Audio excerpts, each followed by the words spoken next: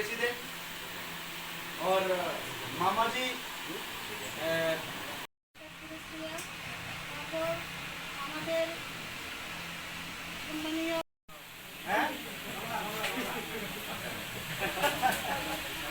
बांग्ला আমি পারি না। सर आज जो यहाँ पर बूथ लेवल वर्कशॉप हुआ है नवोदय पारा पे, तो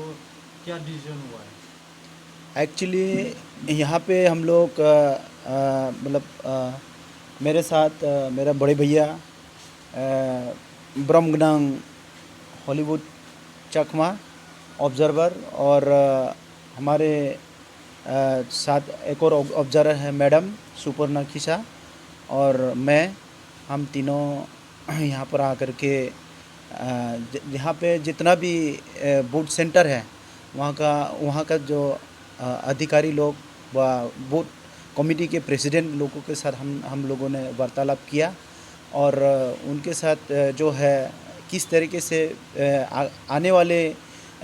विलेज काउंसिल इलेक्शन व आने वाले असेंबली इलेक्शन के लिए हम लोग किस तरीके से सचेत रहना चाहिए, किस तरीके से हम अपना आधिकारिक कॉन्स्टिट्यूशनल राइट जो हमारा जो आंदोलन जो चल रहा है इसके प्रति जो हम लोग अग्रसर कैसे होना है, कैसे जागरूकता रहना है, ये मतलब जायज़ा लेने के लिए हम लोग आए हैं आज।